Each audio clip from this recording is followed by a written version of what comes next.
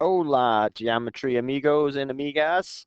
Welcome to almost the end of the unit. So we're going to do a little bit of review and practice today with the law of sines, the law of cosines, and then you're going to be off on your own to practice. And then after this, it's just a couple days of review, and then your test is going to be on forms after the reviews. So what I want to first do is practice and review your exact values, because on the test you'll be asked and you'll be expected to know the exact values for sine of 30, sine 45, sine 60, and then cos 35, cos 45, cos 60, and tangent as well.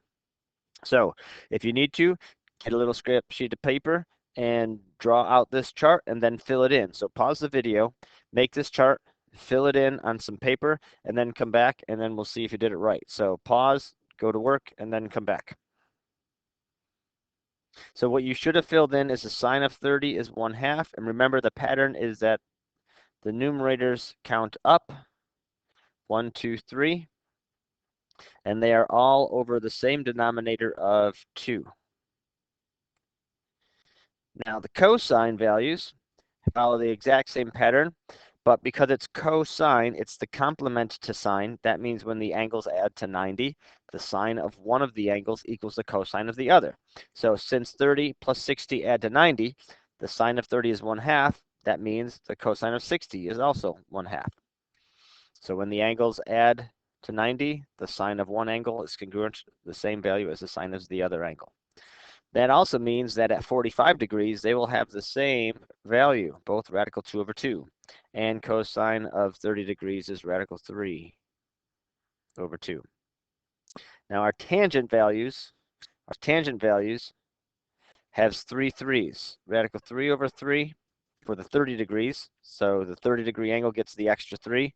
So 30 degrees is radical 3 over 3. And then the 60 degrees is just radical 3. And tangent 45 is 1. So hopefully you have those memorized, because when I ask you for the exact values on the test, you're going to need to know the exact values on the test. Now, the other thing that you will have to know is what is the law of sines and what is the law of cosines and when to use each one. So remember, the law of sines is sine A divided by A, sine B divided by side B, and sine C divided by side C. Law of cosines was a squared equals b squared plus c squared minus 2bc cosine A. Whatever letter we use for the lowercase side length, we use the capital letter for the angle measure. So those are the laws that you need to know, and let's apply them, and here we go.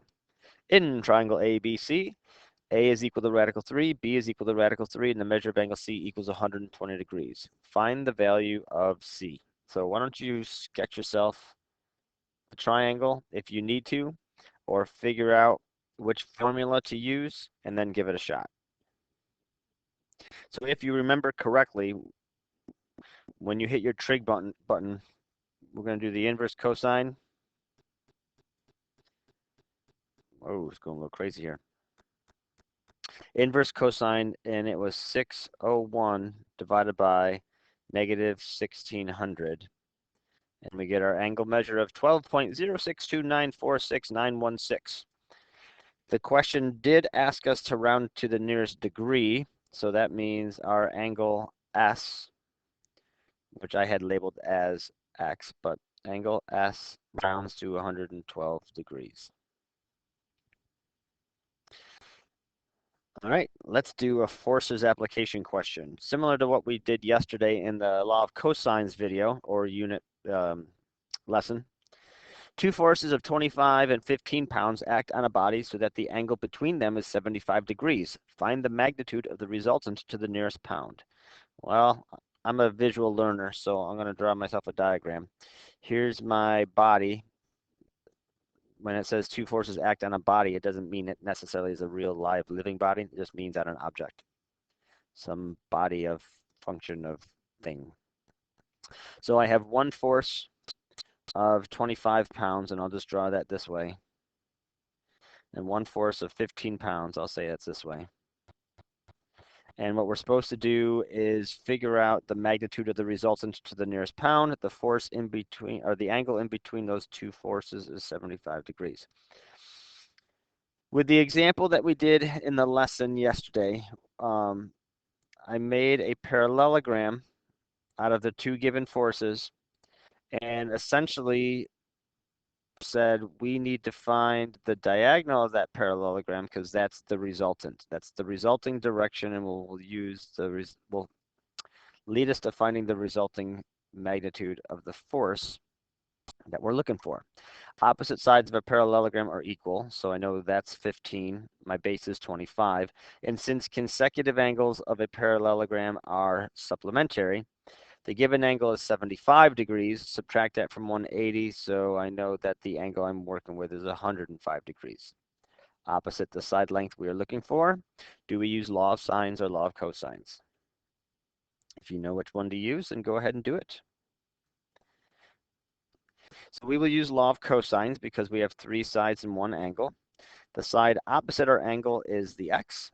So I'm going to write this as x squared equals 25 squared plus 15 squared minus 2 times 25 times 15 times the cosine of 105. So I go to my calculator.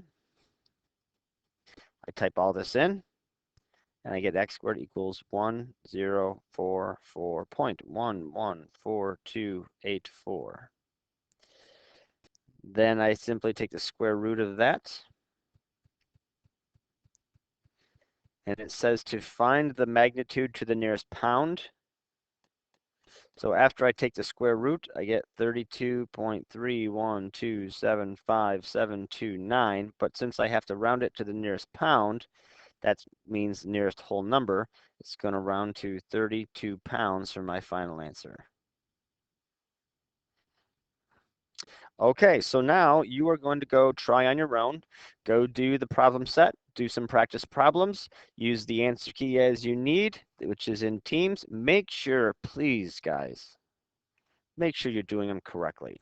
Try some problems, check the answers. If you're doing them right, then you're in a good place. If you're not doing them right, you got to find out what your mistake was so you don't continue to make it. If you need to contact me, then contact me and we'll figure it out together. But please check your answers to make sure you're doing things correctly. All right. Peace to you all. Miss you. See you soon.